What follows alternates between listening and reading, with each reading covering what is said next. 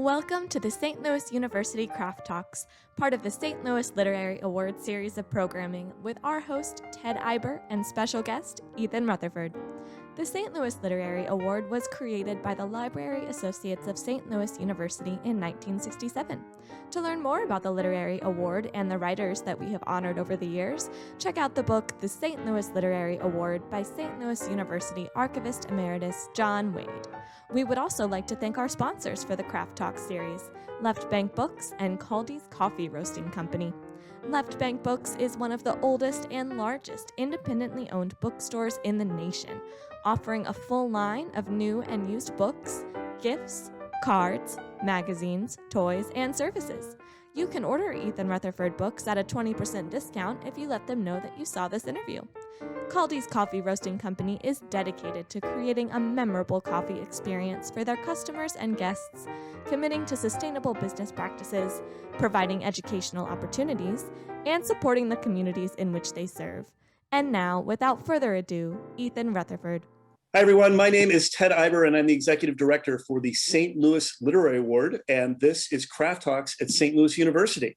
And today, I am interviewing fiction writer and Trinity College professor, Ethan Rutherford. So Ethan Rutherford's fiction has appeared in Baum, Tin House, Ploughshares, American Short Fiction, Post Road, and the Best American Short Stories, among many other publications. His first book, The Peripatetic Coffin and Other Stories, was a finalist for the Los Angeles Times Art Seidenbaum Award for First Fiction, a finalist for the John Leonard Award, received honorable mention for the Hemingway Award, was a Barnes & Noble Discovered Great New Writer Selection, and was the winner of a Minnesota Book Award. Born in Seattle, Washington, Ethan received his MFA in creative writing from the University of Minnesota and now teaches creative writing at Trinity College.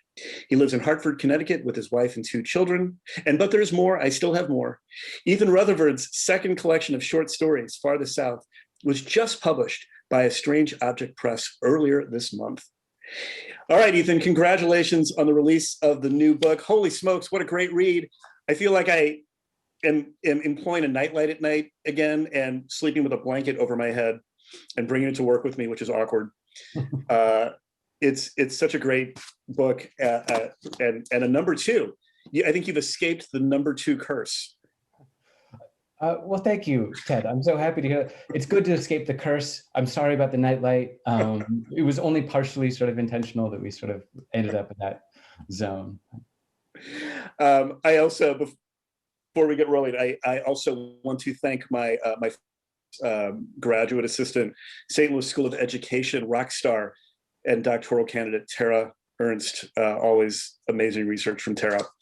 All right, so Ethan, I always like to start with questions on writing process. So here we go. So your faculty biography for Trinity College lists your research interests, which include contemporary sea narratives, environmental issues, and the American whaling industry. So these themes often come up in your work, no surprise there, in stories like Ocean Songs. So the question is, how did you become interested in subjects like this? That's a really great question. So I grew up in Seattle, Washington, and near the Pacific Ocean. And when I was a kid, we went sailing. And much of my early memory from being a kid, they all take place on a boat, and we would go out for long trips. We'd go for 2 or 3 weeks, and it would just be me and my family. And the funny thing that happens when you get older and you sit down to write your stories, to some degree you plug in, you go, where I can go anywhere that I want to go in my work. And I always found myself going back to the water, even though I was living in Minnesota, and they'll tell you there's lakes there and lots of water. It's not the same as the ocean. It's not the same. And so I would just find myself thinking constantly about the water and being on a boat. And there are 2 things that I think are formative about that particular experience for me in terms of my work. The first one is that's where I became a reader, because there's nothing else to do. You're sitting on a boat and you just get all the books that you can from the library. You have your big stack and you just sort of like make your way through them. And when you're done with your stack, there's still 12 hours in the day, and you start reading the books that your parents brought or that your sister brought. And so you kind of find yourself in these like weird, unexpected sort of territories. And it's the spot where I most remember that moment that you have as a reader where you just sink into a book and sink into a narrative. The second way in which I think that it has influenced my work, besides that sort of moment where you just, you keep those moments with you and you go, I wonder if I could do that eventually, if I could sort of make something that was that transportative to somebody else. The other thing that I've noticed coming up in my work is that sense of isolation and claustrophobia that happens, or sort of the walls are sort of closed in. And outside of those walls is sort of a big, vast space. And for me, that was my experience of the book. You feel very sort of tight and very sort of close and very intimate on a boat. But outside, you sort of have this kind of like void, and these sort of moments of, when you're looking at it, you go, oh, I can't see exactly what's over there, but I know there's something below those waves. And I know there's sort of real power out here. And so the way that tension sort of worked for me, I think is just, it just became part of my DNA. I can't get away from it. Every time I try to write a story and I sort of hit a snag, I go like, well, what if these guys were on a boat? Or what if there was some water that sort of happened in here? And it's just where I feel sort of most alive. And it's one of the things that I tell my students with their work, is that if you can sort of access those particular parts of your memory or your experience where they feel kind of the most unsettled, or that feel the most immediately accessible to you, and you sort of write from that spot, you'll end up telling a story that only you can tell. And that's what has a value that can't be quickly diminished, if that makes sense. Absolutely. So in your story, Misaka in the Peripatetic Coffin was inspired in part from stories that your wife tells about her own experiences in summer camp as a child. So out of curiosity, where else do you draw your inspiration for stories? It can't all be her.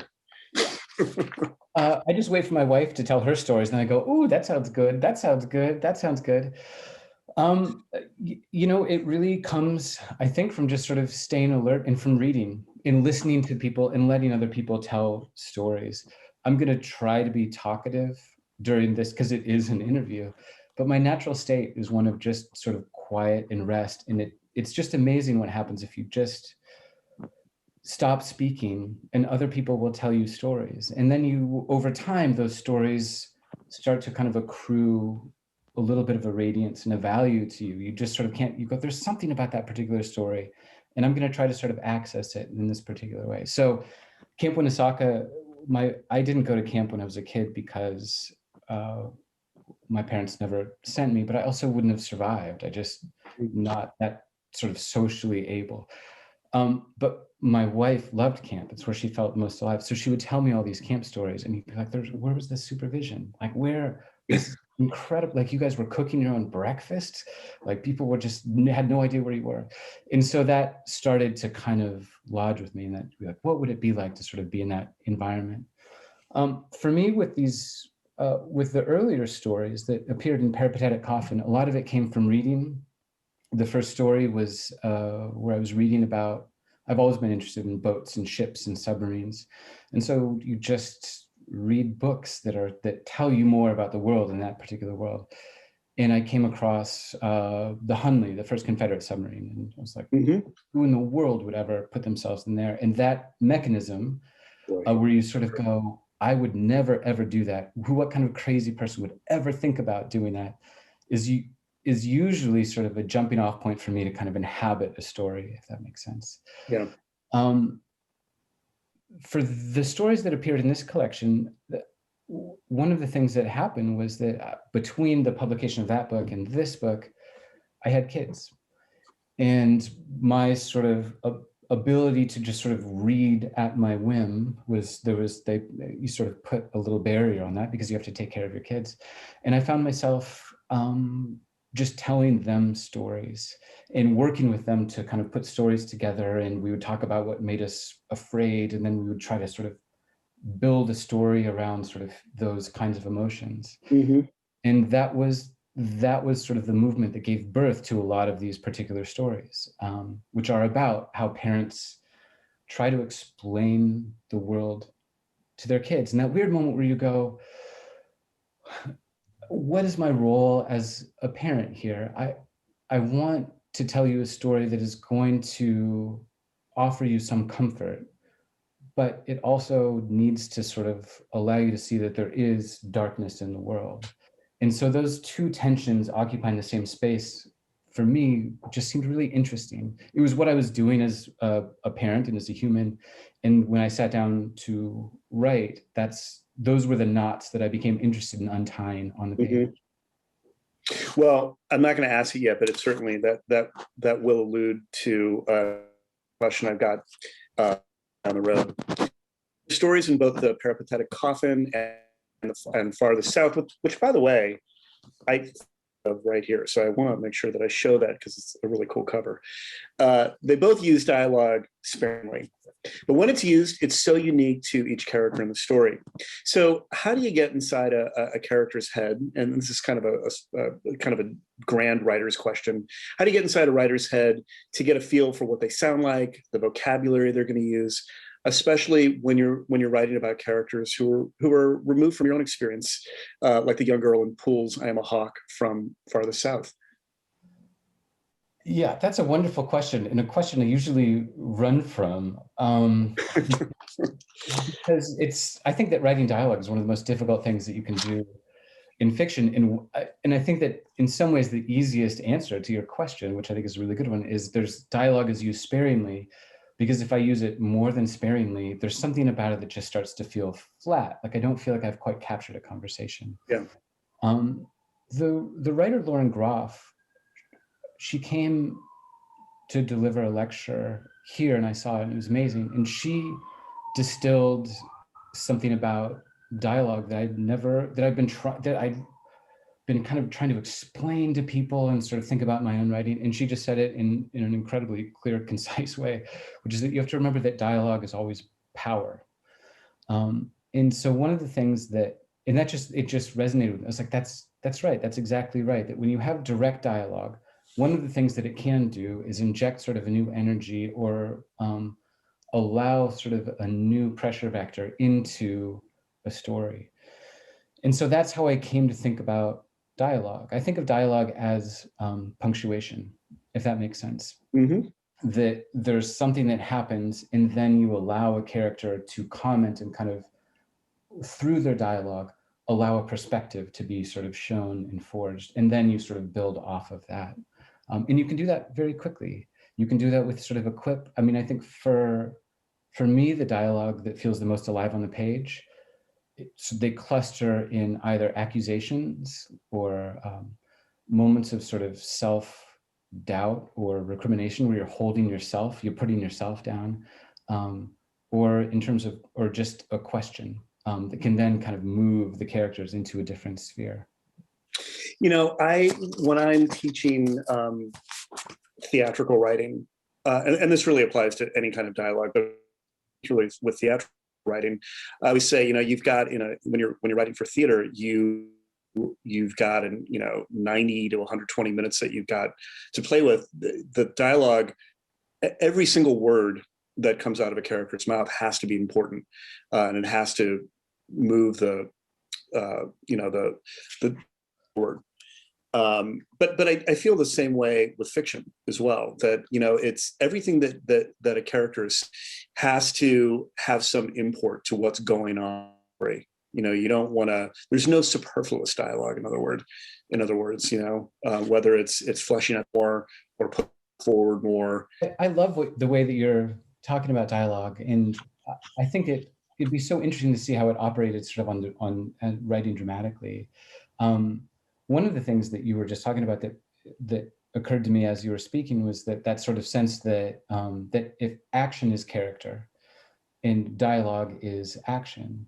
And so if you think of dialogue in that way, that in other words, if action is always supposed to reveal something perhaps that we hadn't seen before, a hidden desire, some sense of where a character would want the story to be or would want it to go, that then allows you to see something about the character that you didn't see before. That can be a useful sort of marker in terms of thinking about which dialogue is going to remain on the page. I mean, you write a whole conversation and then you go, how much of this do I really need? What are the essential lines, and how much can I actually pull out or show via staging in sort of the use of objects in a scene? Right, or expression. Yeah, absolutely. All right, so you may between writing stories, which tends to be about inhabiting the lives of others to color experiences that you've never had, right? While writing music tends to be more confessional, more personal. Can you talk about how writing process for you differs between when you're writing music and writing stories? Yes. I've never quite been able to untangle it. I'm a failed songwriter, failed musician. Not failed, it's still very much a part of my life. It's just that not that many people would line up to pay to hear me sing. I wasn't gifted with an amazing voice. But one of the things that I've realized when writing stories is that I was writing songs long before I wrote stories. It was what I wanted to do. I wanted to tour around. I wanted to be in bands. I was in bands. I made records. I loved every part of it, the recording, sort of finding, you go, oh, here's the verse, here's the chorus. Okay, we got to fit a bridge in right there.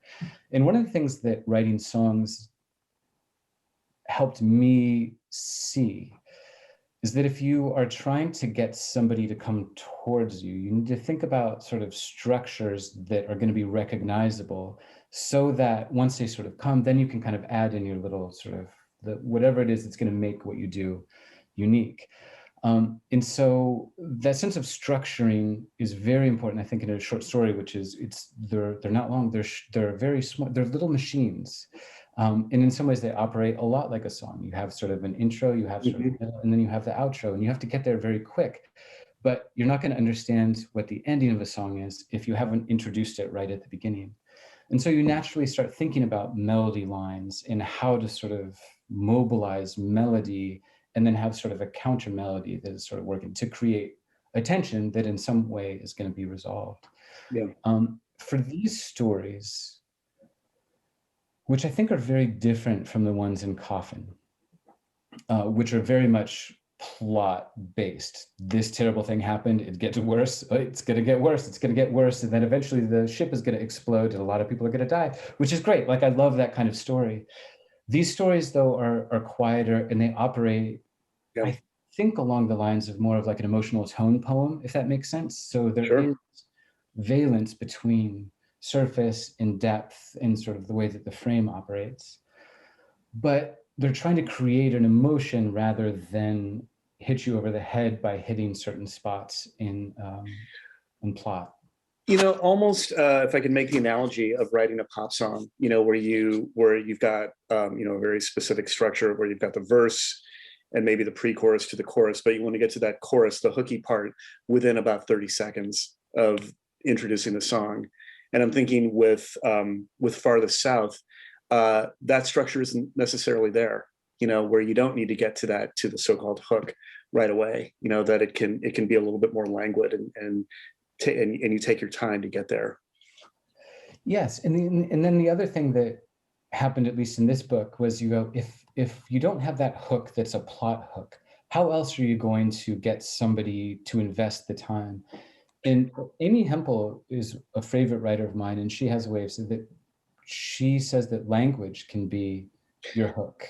Yeah. That can be the way in. And so if you're not going to immediately begin in like a burning building or right in the middle of things, if you have sentences that are mobile and are working against each other in really interesting ways, you can actually create the tension there that propels you to this point where the story actually does begin. Yeah.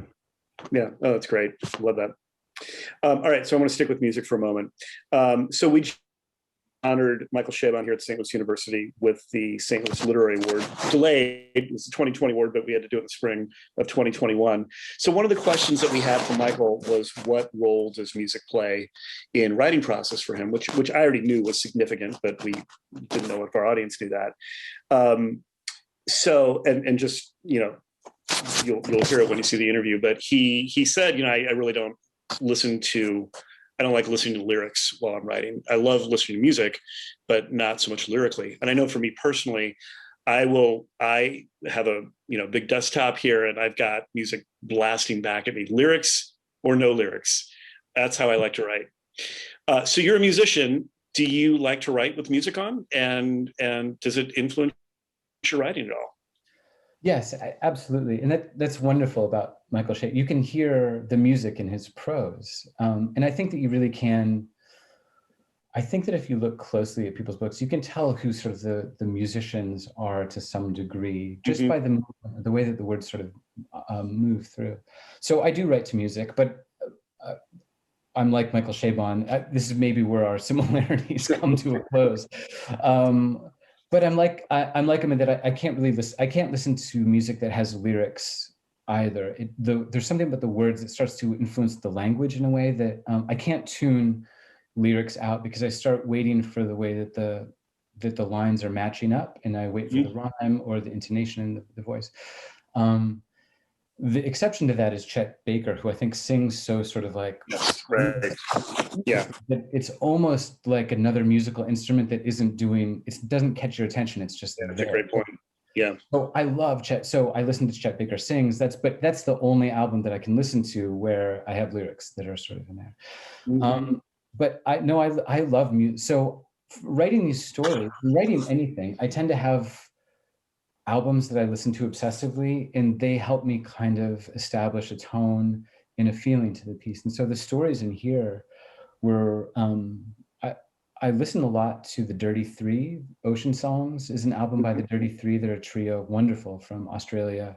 And it's stuff that is very droney, but then it's very intense as it goes. And Jim White is my favorite drummer. I love Jim White as a drummer. And then there was also this other album that actually was really crucial for this whole book, which is an album called Into the Light by Marissa Anderson. And she's just a solo guitarist who just plays what sound to me like open key songs. But the album Into the Light is almost like a soundtrack to a Western film that never actually existed. And so there's something about that particular album that you just start putting narrative to it. I don't know why it invited me in so much, or if it would have that influence on other people, but it was crucial. So that album is there. And then I like Lush Life by John Coltrane is an album that I really love. So yeah, writing silently is just, I can't even imagine it, because then you just it's all you hear, like the sounds of your own shame and like non-productivity. You go click, click, 2 words. But if you have music filling you, you can also tune things out. Before the pandemic, I was a coffee shop writer, and I would only write in coffee shops.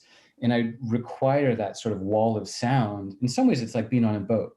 I need to be surrounded by things that don't have shape to then actually give shape to what's in front of me. I wasn't, yeah, I had a question like that for another writer I interviewed, or maybe it wasn't a writer, maybe it's another, I can't remember who it was, but no, it was a writer. Of course it was a writer, because it was about, do you write in coffee shops? Because somehow Richard Russo, another East Coast writer, came up, and I know that he only writes in coffee shops. He said he's got this great office at home that he never touches because he needs to be around people and noise. And he said, I love being interrupted. He said, people will come up to me and we'll talk. And he said, I need that for my writing. He said a lot of people would find that incredibly annoying, but I need it. And he said he's got some circuit of like 4 or 5 coffee houses that he hits during the week. And I thought, yeah, I mean, I love it too. I mean, I can't do it consistently, but I do like the kind of different vibe that it gives. Kind of like music, how it can create a totally different atmosphere, which I agree with you can completely bleed into your work, for better or worse.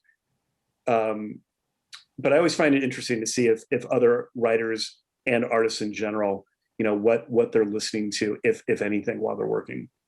Well, can you imagine working in the coffee shop and you're like, oh, that guy right over there, that's Richard Russo. He's had 1 cup of coffee in 6 hours. But you can actually, I feel like you can see it in his work. He's a listener. Yeah. And he seems like somebody who eavesdrops. I mean, you were talking about dialogue earlier. I'm really pleased that you enjoyed the dialogue. It feels somewhat mannered. When I write dialogue, it feels a little bit mannered, like it's always trying to do something. But with Richard Russo, it feels like you're eavesdropping on conversations. He has an ease to it, which is really lovely. I agree. He's a master at dialogue. I hone in on dialogue when I'm reading. It's the thing that I think that I probably do best in writing. So for me, it's the dialogue that I always zoom into first and foremost. But interestingly, as a musician, it's not the lyrics that I hone in on. It's definitely more the rhythm and melody. So the drummer. Yep. I wonder if that's because you're a drummer. Yep. And I wonder if then it's easier for you to then just kind of filter out what the lyrics are doing because you're paying attention to the way that the song is moving. Oh, unquestionably. Yeah, I've had other people point that out to me. Yeah, no doubt about it. I mean, I want to backtrack and say that I absolutely, if I'm not working, I will listen to music, to lyrics very intently, and I have a great reverence for outstanding lyrics. But that's it. But I can tune it out when I'm working, whether it's whether it was grading papers or working on my own fiction or nonfiction. No doubt about it. All right, so I'm pivoting away from music, as much as it pains me. All right, at one point, you were going to write a novel of historical fiction, which was going to function as a kind of Moby Dick 2, a kind of a sequel. You started to compile notes and research, and which have lived on in stories like Ocean Songs, but you eventually abandoned it. So this is kind of a two-parter. How do you know when it's time to move on from a project that may not be working? And again, just because this is so fresh in my head, with Michael Chabon, and I'm going to try to not keep name dropping him. I just want to point out that he also abandoned his second, which took him 5.5 years, and he had more than 1,000 pages written, and he had to let it go. So yikes. Well, I've read that accounting of Michael Chabon's letting go, and it pains me. It was one of those things where you go, let that be an expensive lesson for somebody else. Like, don't. And I didn't get to 1,000 pages, thankfully, on my book. But I was just talking to somebody else about this because there is that sense, and we were sort of saying that it just goes to the hard drive of shame. Eventually, it just goes to the hard drive, and you're too ashamed to kind of look at it. Yeah. And this wonderful person just corrected me, like, there's no shame in that. You tried something and it didn't quite work. Right. And absolutely. What I came to realize, so with that particular novel, which just for some reason didn't cohere, I couldn't quite, besides the fact that it was Moby Dick 2, like, what are you, like, Moby Dicky, or like, what are you going to call that? Like, no one's waiting for that. It was already done perfectly, but I thought I could do it. And so years of research and all that stuff. When I first put it aside to just focus on something else, because it felt like I was having an unhealthy relationship to it, it felt like a failure. But the longer that I've been writing and trying to make things, essentially, writing or music, drawing, the more it just is clear, and I didn't know this at the beginning of things, but I'm starting to glimpse it now, is that nothing's wasted. So all of that time and energy that you went trying to build this sort of like wonderful thing that you thought was good, that just kind of flattened out for you, it just discharges its energy into other places, and it's still usable. So that particular book I just got so frustrated with it, but it turned into the final story in Peripatetic Coffin. It also started to inform all the ways in which I think about, like, the sea voyage narrative in terms of narrative structure, which is how I now think of all stories. And it's still not dead. I'm still going and, like, finding little parts and putting them together. So my sense about, though, I was talking to another writer about this, because we've just gone through this terrible year, the pandemic. We're not over it yet, but hopefully it does feel like maybe we're going to turn the corner a little bit. It was really hard to work. I found it very hard to work and to concentrate. Agreed. Yep. This year. And one of the things that made me think about is what is the purpose of the work that you're doing? And when there's nobody on the other side of it, when you haven't even talked to people that you love for months and months at a time, one of the definitions that sort of came forward was like, is the work bringing you joy and happiness? Like when you plug in every day, is it giving you something back? Mm-hmm. And is the process of actually making it, even if it's not going well, is it filling you with a certain energy? And if the answer is yes, then you're doing it right and you need to keep doing it. And if the answer is no, there's no shame in just, you'd never throw anything away, but there's no shame in just moving it off the desk and finding something that does have your true attention. In the way that we sort of thought about it was like, it's sort of like a Marie Kondo, like decluttering. Does this bring you joy? Which is something that you can see behind me. Like, I love clutter. All of this brings me joy. But in your work, it actually seems like a very real question. Are you enjoying working on this? Not are you enjoying imagining that there's a bunch of people there who want to read Moby Dick too? Are you enjoying actively working on this?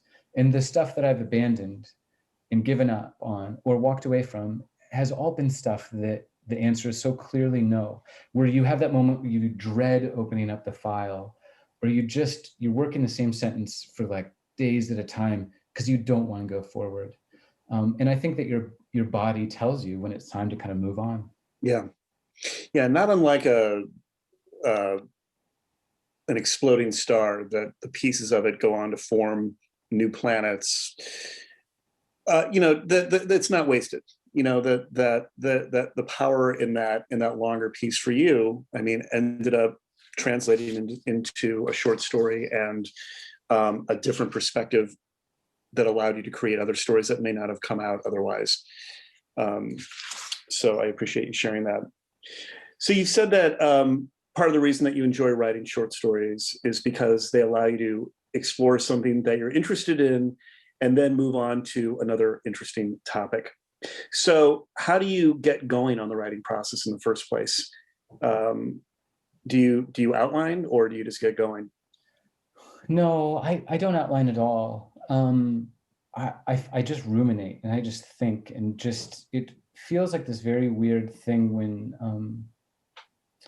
at least with stories, it's like you were talking about sort of these stars that like discharge. And I think of that too, all the possible stories that you're kind of working on, they're sort of orbiting, there's like a weird constellation that's going around in your head, and you sort of grab one and you take a look at it and you go like, you seem interesting, but I'm squeezing you a little bit too tightly. So I'm going to put you back up here and I'm going to pull another one. And then eventually you grab something and you just feel like sticking with it.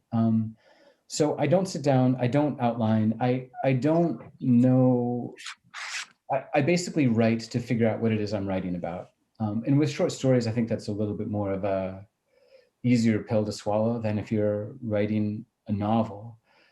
But you go, I'm going to spend today just sort of trying to get myself into interesting territory that starts to exert a pressure on me and that stays with me a little bit longer. It's sort of like you're talking about writing songs. And when you're trying to put a melody to something, you go, well, okay, that's not it. And how do you know when you have it? Well, the melody just doesn't leave you. You're humming it where you go, and you're just kind of constantly working it through when you're driving or picking up the kids. And people are like, who's that crazy person walking around singing that weird song? But that's kind of when you know that you've landed something that has your attention. And so then for me, it's easy to just say, well, today I'm just going to try to move that forward. And so that's how I work.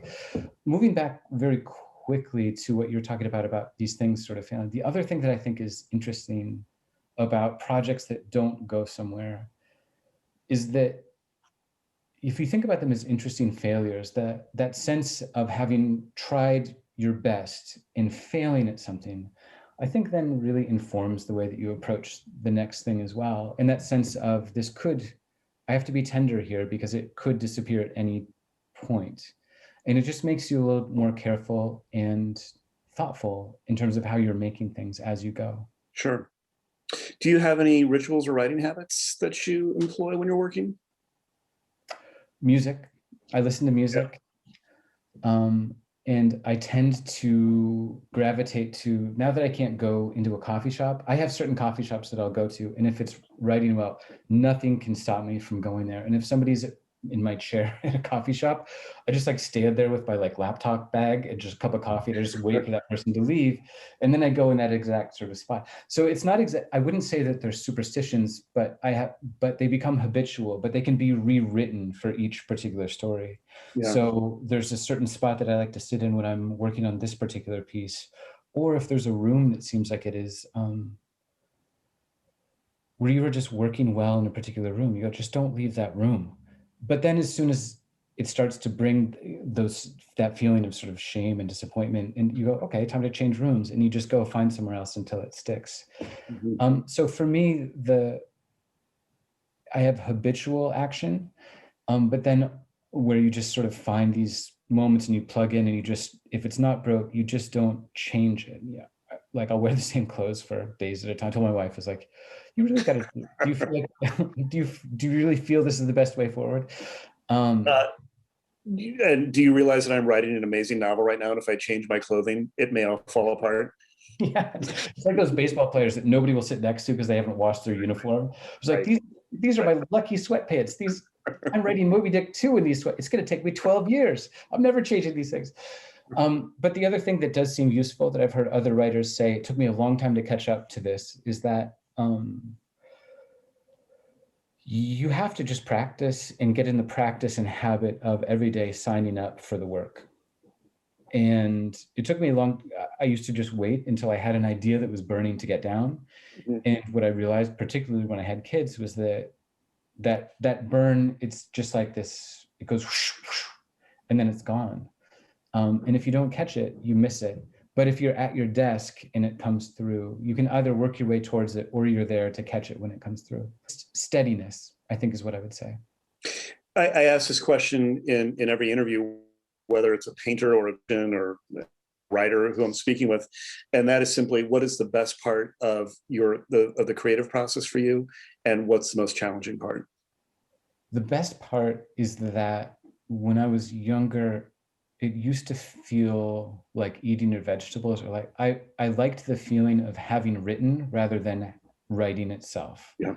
Like when I was younger. Same with like I still feel this way about exercise. Like I feel proud of myself after I've done exercise. I hate it during the time. Everyone's like, oh, really encouraging. They're like, oh, good for you for being out here. But the best part about writing now is that I've been doing it sort of long enough, is that the writing itself feels like the dessert, or now we need to go exercise, I guess. But the writing itself is what gives me pleasure. The action of sitting down and working and putting in a good day of work feels great. So that's been the happiest part of writing for me. The hardest part is, I think, coming to terms with how long it's going to take. It's going to take as long as it's going to take. And you look at a short story, and I remember feeling this way. You go, well, it's a short story. Like I can write 5,000 words. If there was a timer, I could do that in an afternoon. That's not how I work. And short stories will take months, if not a couple of years of revision. Yeah. And so the hardest part is coming to terms with that it's just not going to be done until it's done. I remember John Updike saying in an interview at some point, when he was asked about why or how he could be so prolific over such a long period of time, before critics were down on John Updike, but he made the comment about, he said my goal, like starting in 1957, was 1 page a day. He said, I can knock out 1 page a day. That's 365 pages a year. He said, that's a novel. He says, there's 1 novel a year. And he said, now in between, I'm obviously, I get hired to write essays for magazines and, and stuff like that. But he said, or I work on my poetry on the side. But as far as the books go, 1 page a day. I thought, yeah, that's great. That's doable. Yeah, it sounds reasonable when it's coming from Updike, and then you go, what? Why isn't that happening? Green said that it was, say, 500 words a day, and then it was over. And then sometimes he got that early, and then he had a wonderful day, and sometimes it took him the entire day. Yeah, I think that's true. What's incredible about John Updike is you go like that, but you also had a very complicated, tumultuous life, like 1 page a day, and then all this domestic disaster. But right, exactly. Philip Roth. All right, so I'm going to switch over to style right now. When reading Farthest South, a story about an expedition across Antarctica experienced in a fever dream in your collection by the same name, one begins to feel cold and apprehensive, as though the landscape was reaching out to pull the reader into it. So how do you put yourself into places that you're writing about?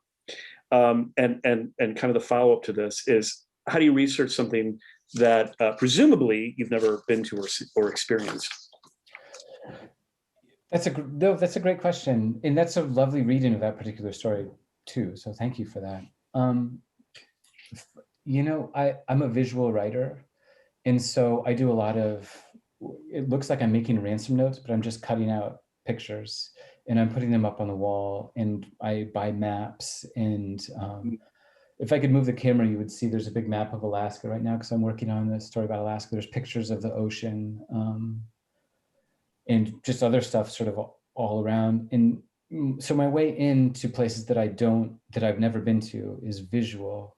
And then the visual precedes the other sort of senses, because you can't just render something with one sense and expect it to be anything less than flat. And so it's image-based for me to begin, and then you just read. I was reading, the title is a play on Farthest North, which was an account of Fridtjof Nansen's attempt sort of at the pole. And so I was just reading a lot of these Arctic exploration stories because they're great. One of them is called like The Worst Journey in the World. And you just can't get enough of it. You're just like, why would you? It's the same impulse. I would never do that. What kind of crazy person would do it? And what was it like? And they have all these wonderful journals where they just go like, oh yeah, this was the kind of cold and you felt it in your teeth. And you go like, oh, okay, that's a detail that will help you sort of make this world real. And so for me, it's just a matter of reading until it feels like you've got what you need. And then you just try to kind of compress it and put it in someone's body. And I don't know how to explain it sort of any better than that. It's you just kind of stay with it and just try to imagine as much as you can what the experience of actually having your feet crunch on the snow would sort of be like, or what it looks like. How are you going to describe like this iceberg? Yeah.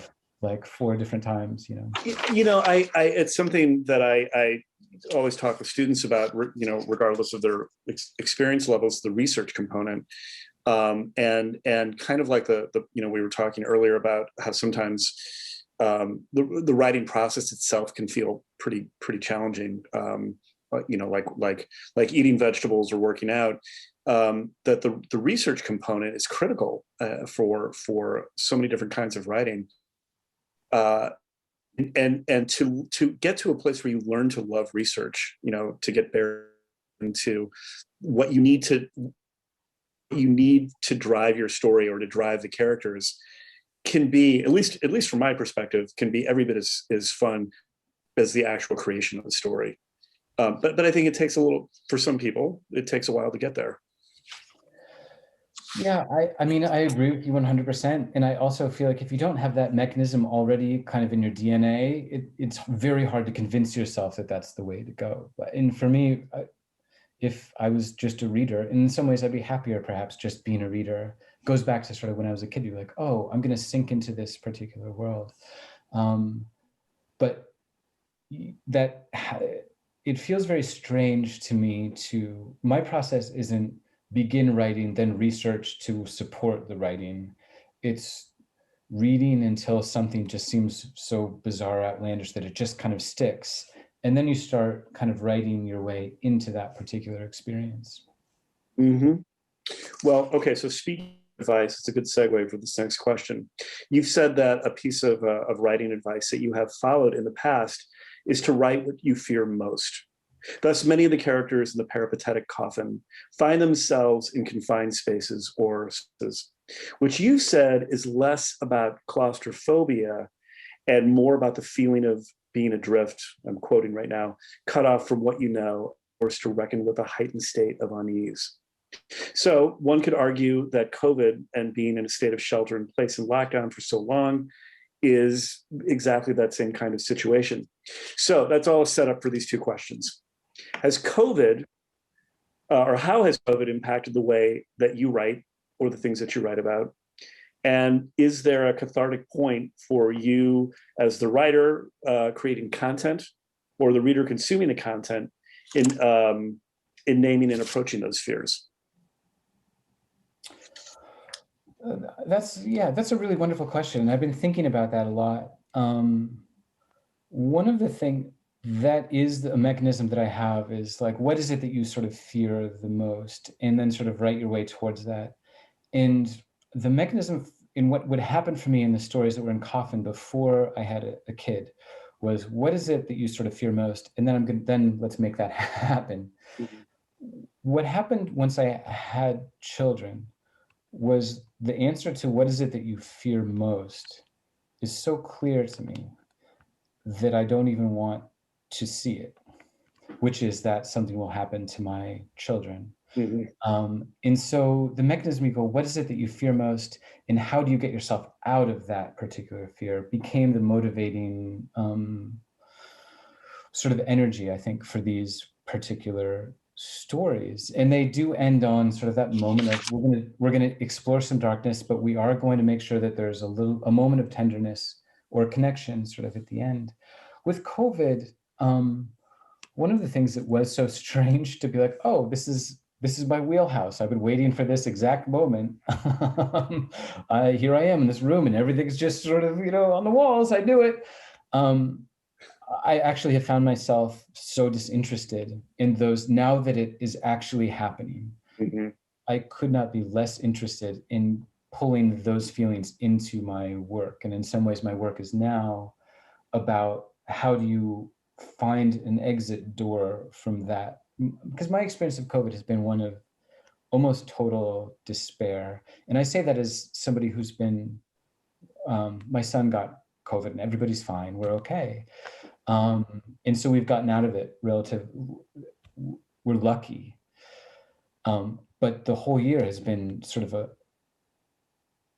a moment of sort of confronting what is very despairing stuff. And I've found myself, I don't want to sort of turn towards that right now. I want to sort of, I'm kind of looking for the escape hatch. So I don't know how it's going to start to kind of impact. I mean, hopefully maybe I think everybody would be relieved. Everybody in my family would be relieved if I wrote less depressing stuff. So maybe that'll finally happen. In Ghost Story from Farthest South, the character Soren is telling a story to his children and notes that when he could, he added a moral or a lesson, or at least a piece of wisdom to the story. That's actually taken from the story. Do you yourself do that with your stories? No, I don't. I mean, that was, so one of the things was, I have that impulse, and I noticed that impulse in myself as a parent telling a story to a child. I don't actually believe that that's what fiction should do. Or it's not what I try to do in my fiction. That what I'm actually trying to do is dismantle that impulse and have that sense of what we're trying to seek here is sort of a lesson or a message about how one ought to be in the world. So there's a seeking mechanism for that. But then what you actually do see at the end of it, in some ways has made the mystery larger and has made things less certain. So I would say that the mode that I'm trying to do is move from that sense of certainty in all of these stories, where the stories then just become sort of bigger and darker and less certain. And then in that space of uncertainty near the end of the story, where people feel truly dismantled and vulnerable, you can then sort of articulate the smaller things that seem to be of value, which is sort of these small moments of connection or a sudden realization that sort of there's a memory that is sort of warming you, and you know that things do fade, but you're going to stay here right now. So I, as a reader, and I don't know quite when this happened, I've grown really distrustful of stories that are there to comfort you by wrapping things up in something that feels digestible. Or that seem like they have something that they want to tell you that goes beyond the experience of actually being in the story itself. So, but that impulse was definitely there in the stories that I used to write, like in Coffin. The stories that are in Farthest South are much more interested in enacting that journey towards uncertainty onto the reader. I just had this analogy, and that is a lot of the stories that in Farthest South, and I would say this is true of Ghost Story. The equivalent for me would be almost like ending a song on a minor note, on a minor chord. where it feels right and yet a little unsettling. Your ear wants something else, but it's not to say it's the wrong note. It's just that there's a certain level of discordance, or that edge that just it creates another element that for me really works well in the stories. And I really appreciated so many of these endings. And maybe particularly that story, which really resonated with me, as I just kept thinking about all the stories I would tell my own daughters when they were the age of these kids in the story, and I was really wondering where this character Soren was going to go with the story and how much he was going to reveal as a dad and as a storyteller. Yeah. I could feel that weighing on him about what, exactly how much do I tell? Yeah, it atomizes him. He goes where he sort of has that feeling of, I want to tell you something important about my experience of the world, but it's pretty dark. But pushing against that is my role as a parent. Like, I promised I was never going to lie to you, but what is it that I'm supposed to disclose, and sort of how am I going to sort of lead you to that moment? But back quickly to what you said about ending on a minor key. That's such a lovely way to put it. I'm so glad you're a musician. Like, that is to some way the way that I'm thinking about it, where it's not sort of discordant, but you end on sort of a new key sort of enters.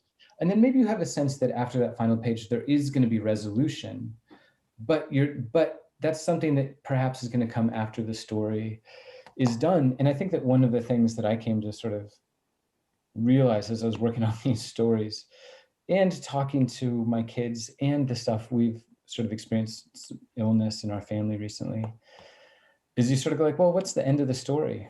And how does this really resolve? And you go like, well, like, I have good news and bad. The good news is that it does resolve, but the bad news is that it resolves when it's over. Mm-hmm. And it started to feel like a lie to pretend that there was a resolution that really came before that final thing without being too death obsessed about it. But that was one of the things that was occurring to me as I was trying to figure out how's this story going to end. And what you were talking about, you go, if you think of the ending of a story as a solution to the problems that the story has brought up, you can either try to do that explicitly, and I was trying to do that and it wasn't quite working, or you can also sort of try to just shift keys and let another note start to resonate in a new way. And that can also be a form of an ending. And I would say, I'm not saying this is correct necessarily, but I would say that's where the denouement comes in, where you've got the resolution right there, but the ending itself, you've got a little room to play with. You don't necessarily have to, quote, resolve the conflict. Yeah. So again, I appreciate what your approach is into a bunch of these stories. And speaking of approach, I was also noting that with stories like with Ghost Story and Fable, you use a framing device, a story to tell a story. You've got one story going on, but you frame it to tell the actual story that the reader is going to be reading most about. And I'm wondering how you come about to making that decision about, this is the vehicle I want to use to tell the story. Yeah. So the origin story of all that is because I was telling stories, like the only stories I had access to were the stories so the story becomes the story itself, right? And going back to what Lauren Groff was saying about dialogue being power, mm-hmm. Action is dialogue, that actually telling a story is to some degree an action. And in these works, you go, oh, this is an action that does sort of, the story itself does reveal. As for the framing device, it just started to be something that was really working in terms of cutting out kind of the fat of a particular story. And you're talking about thinking musically. It's like what you can do is sort of lay a melody line on the top, which is, at least for me in those particular stories, the gesture of let me tell you a story has a little bit of tenderness and sort of thoughtfulness and sharing to it. Directly below it, though, is sort of another frequency where sort of the darkness is going. And the movement of those stories is we're going to move from this tender zone down to the darkness, but then I'm going to move you up and then down and then up. What it also did for me, as I was having what you consider like maybe trouble with endings, trying to figure out how to bring this to a close, was that the framing device does bring it to a close because the story is over. And so you naturally have an ending that feels like an arrival, and then you can kind of torque that as much as you want. So formally, it became very useful to me to kind of get the uncertainty and give shape to the uncertainty. But it also just felt wonderful because the frames could start to comment on each other. And I think that's one of the things in Ghost Story that's so dismantling to Soren, who's telling the story to his kids, is that as he's telling the story, he's starting to realize that he's never actually read the story that he's telling or thought about it in a way that somebody else would approach it. And it's starting to really mess him up in the present frame and so he's trying to kind of manage that as the story goes through. That was an interview with the publication Gaudy. You say that you try to do with your stories, what you try to do with your stories is to get your characters to a place where they see clearly, and oftentimes with horror, the emotional impact of what they've proven themselves to be capable of. And so there's an episode of Black Mirror, if you're a fan of Black Mirror, called Crocodile, where a woman helps a friend cover up a hit and run death. And then to her horror, ends up committing subsequent murders to cover up her tracks. I have to say, this is one of my personal favorite episodes. This question comes from Tara, though, so it must be one of hers as well. So what is the fascination with reading or watching characters coming to grips with the terrible things of which they're capable of, say, if anything, about being human? Oh, what a wonderful question. I'm still in like the zone of Black Mirror, which is a show that I really like, except then there's some clunker episodes where you're like, well, absolutely some clunker episodes, but this one is an amazing episode. Yes, I remember that one. And you just be like, it's that sense of horror. You're like, don't do that, don't do that, don't do that. You can't take that back. Like it's the one-way gate that Charles Baxter always talks about, where you can't untake that. So you have to solve it by making things worse, right? That's a really interesting and full question. And I think that the shortest answer that I can think of is that one of the things that we're sort of always wondering about it as we go through it, and I'm thinking about this as myself as a parent, is sort of going through life in a way that I hope is with compassion and care and thought for other people, is you go, how is it that, like what kind of trouble can I get into by sort of not thinking things through? And I think that there's something about watching other people go through that process and perhaps accelerating that that kind of downward or sort of darker motion to sort of where you get to that point where you can't turn around. You go, oh my gosh, what have I done? Mm-hmm. That at least for me is kind of instructive. I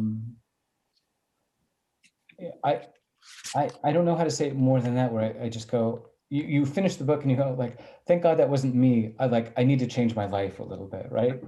And so for me, it does go back to that sense of what's the worst thing that could happen? And you go, okay, hit and run. Well, now I have to kill, and you can build a whole story in that particular way. Which makes for a compelling story. And the thing I'll also say about that it's unpredictable. As a writer, you want to make sure that wherever you're going with your story is not going to be completely predictable or predictable at all. And it's, again, one of the things that I so like about that episode as well, if I may tie it back to your books or your short stories, that they don't go in a direction that I think they're going to go in. I think I can say that about every single story I've read. I don't think any of them went where I thought they were going to go.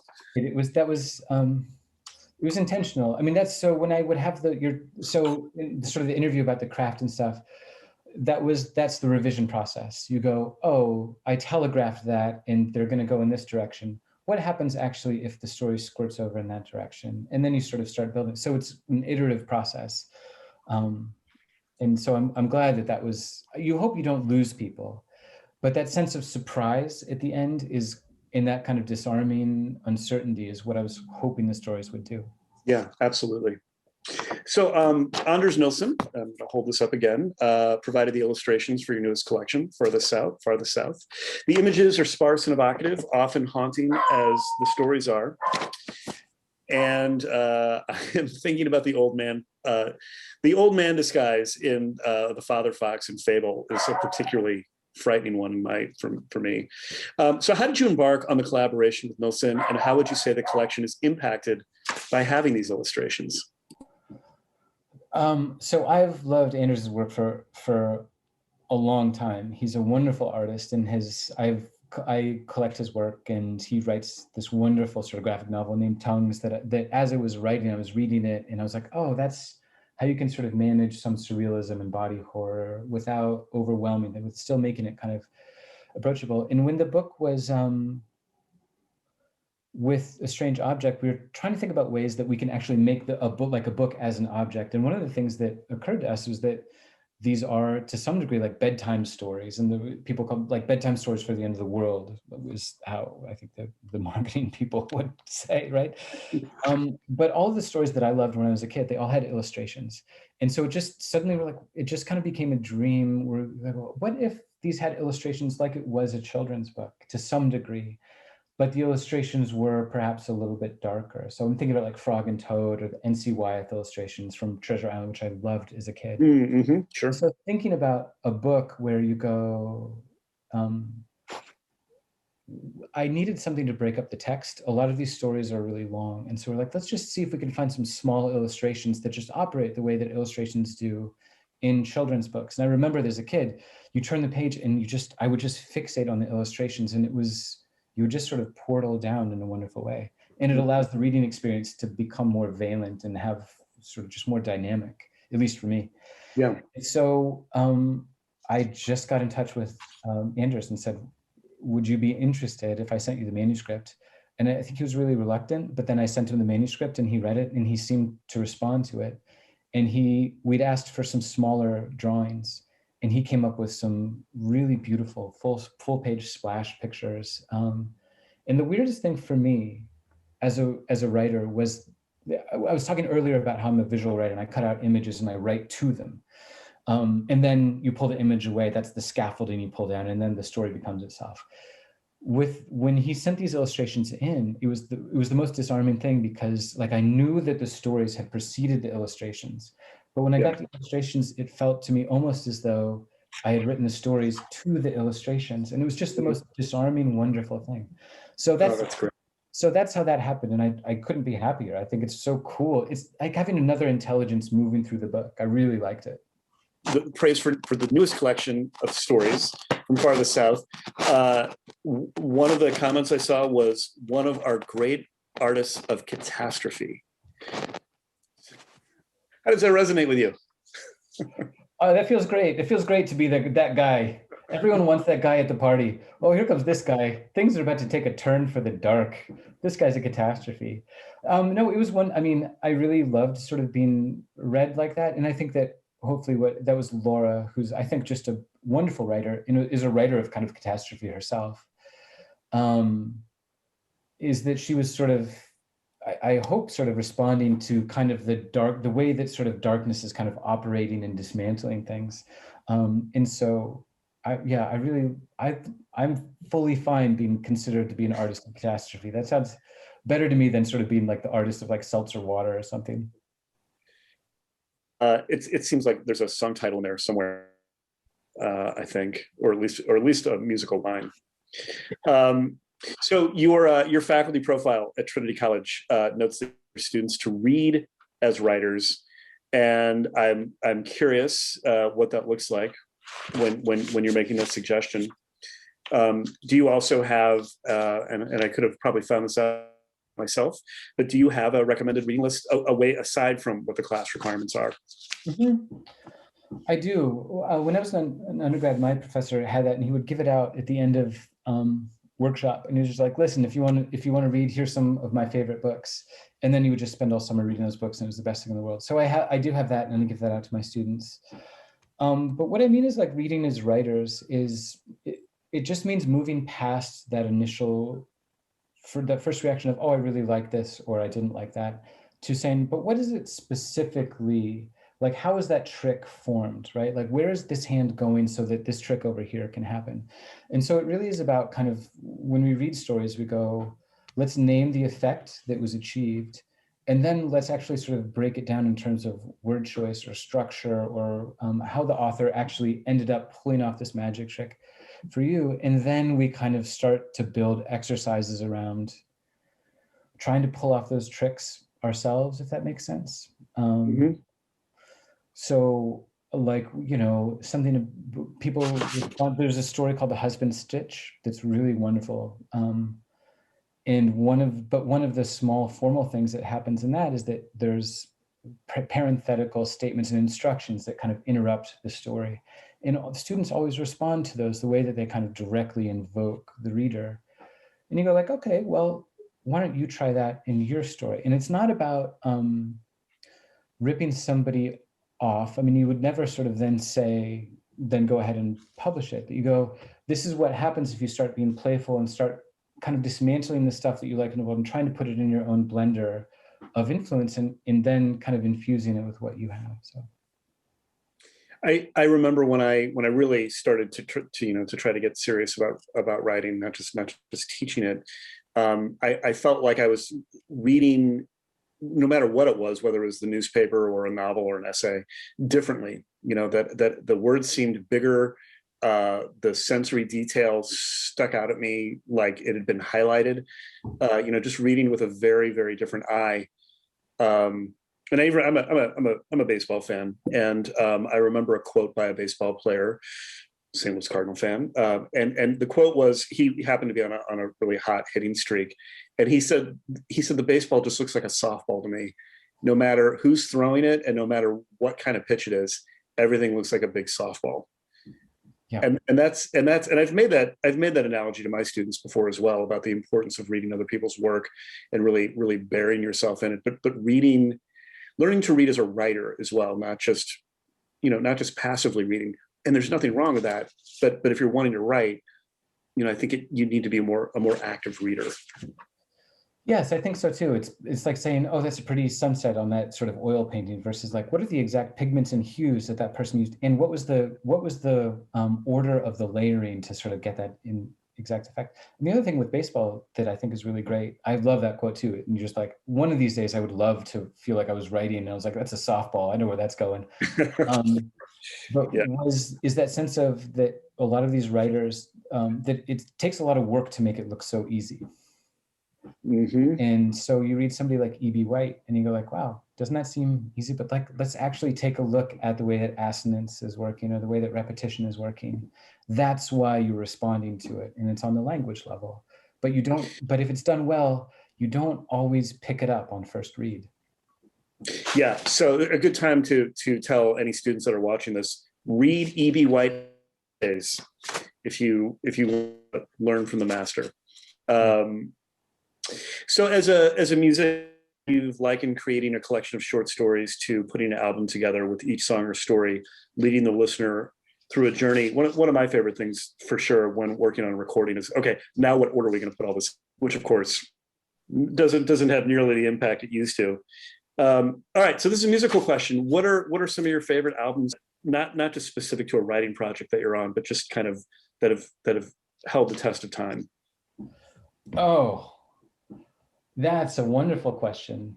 And that's like a late night bar question. We should go get a couple of beers and just sort of go back and forth on this. So, I mean, the musician that I've sort of fixated on for much of my life, starting when I was like not a little kid, but I was like 12 years old, is Lou Reed. Mm-hmm. And for me, the Velvet Underground albums are just about perfect, and they're even perfect in their imperfections. And so as I've kind of like cycled through them, I've appreciated sort of different albums at different times. And the one that I'm really sort of trying to figure out now is like the Velvet Underground is a wonderful, it's nice and sort of quiet, and then you sort of have some of those moments, but it's like why'd you make that album? They're like, well, someone stole all of our stuff, so we had to make a quiet album. But I'm trying to sort of figure out the way that White Light, White Heat moves, where you have a couple of like, where it's just a bunch of songs that kind of like shouldn't fit together, but they do. And the reason that they do, I think, is because it's Lou Reed sort of moving through all of it. But then I think it's also Maureen Tucker, who's just like she's not a very good drummer, but she's the perfect drummer. Does that make sense? Yeah, no, absolutely. And in fact, once Lou Reed moved away from working with Maureen Tucker, the work started to swim and kind of get lost, and it started to listen to the drums just like a little bit. He started to just moved towards that in a little bit, in a way that I was like, okay, that's not sort of exactly the Lou Reed that I sort of know. But so I'm trying to so the Velvet Underground, White Light, White Heat is an album that I think is so spiky and strange, where they go, here's a couple of short songs, here's a pop song, and then here is a song where we're just like full throttle. It's like our novella. And then when you start to pay attention to the lyrics are also telling a story that the music is kind of pushing up against. It's not, the music isn't just illustrating the lyrics, they're actually sort of in tension with each other. And then Lou Reed, obviously, for the rest of his career, would go on to just, he's like the most literary. I was listening to Berlin recently, and you just go like, oh, this is like a deeply upsetting album. I find that album to be almost incredibly upsetting. And I know a lot of those songs before he rewrote the lyrics, and he moved them into like really dark territory. So as an artist, he's somebody that I deeply admire, but I don't really think that he ever sort of got the sequencing question right. Like I don't think there's a perfect Lou Reed album. You know, it's not necessarily who I would have thought of. Like if I had to make some sort of connection, a musical connection to your work, I don't necessarily would not have thought of Velvet Underground or Lou Reed. However, now that you said it, it makes complete sense. So I was just, as you were talking, I was thinking, okay, so who would I connect with your work? And I would say I would connect the quieter Radiohead songs and a band, I don't know if you're familiar with Dance, kind of an Australian / British band. But if you're not familiar with that. Name that just cut out. What's the name? Dead. Oh, yeah. Yeah. Yeah, that's great. Yeah. Particularly for your works that are connected to the water. I mean, for me. Oh, that's so wonderful. Thank you. That's great. I'm really thrilled that you were picking that up. I love Radiohead. I've loved Radiohead. And I also, this is the bar conversation where you go like, what was the moment that what's your Radiohead? Which is your Radiohead album? You know what I mean? You sort of have those moments. And for me, it was it's OK Computer for me, but yes. Yeah. For me, it was the Bends. I love the Bends, but I think that close. But I think that OK Computer is much more is definitely more novelistic in terms of the way that it moves and is sequenced. Yeah, I love the Bends, but OK Computer knocked me for a loop. Who are a few authors that you like? If you were stranded somewhere, you had to have these authors. Who would some of them be? Oh, well, that's cool. Well, we were just talking about a couple of these authors before we sort of hit record on this. And Michael Chabon has always been, Cavalier and Clay, I should say, has been an important book for me that I think that I could read over and over and over again. I collected comics. That's what I wanted to do, was to write comics. And so to see that in a novel is like so wonderful. Zadie Smith is somebody I also love, who you were talking about loving in her new collection, Intimations, I think is great. Jim Shepard's work is amazing. The book that I find myself sort of returning to and it's the work of Richard Hughes, who wrote a book called In Hazard, which is it's essentially just the story of a shipwreck. And he also wrote A High Wind in Jamaica, which on the sentence level, in the humor, it's a sea voyage narrative essentially. It's just so wild and unpredictable that those are the books of. And Moby Dick, obviously, I love Moby Dick. I have to put a plug in for right now. For people who might be watching this before November 2021, Zadie Smith is the St. Louis University St. Louis Literary Award recipient. And if you're watching after November 2021, you can watch it on. You can watch the video. It'll be online, and you can even sign up for this nifty cup and all kinds of St. Louis Literary Award stuff. All right, Ethan, I've got one more question for you. All right, all right. So let's project a little bit into the future. Showtime is doing a limited miniseries on Ethan Rutherford. Who is playing you, and what singer is overdubbing the act voice? It can't be you, by the way. That's okay. So that's so funny. So let me just sort of pull this back just a little bit to what you mentioned earlier. So during the pandemic, I don't normally look like this. Is pandemic hair, and my beard was like down to here over the course of the year. I got nothing to compare it to, so I like it. Well, thank you. But a friend of mine who hadn't seen me sort of in years was like, oh my God, and sent me a picture of Tom York now. Oh, yeah, it's totally Tom York. Old. I made that connection the second that you popped up on the screen. It was old Tom York, and I was like, you're right. I've grown into becoming like old, like late stage Tom York. So I think that Total compliment.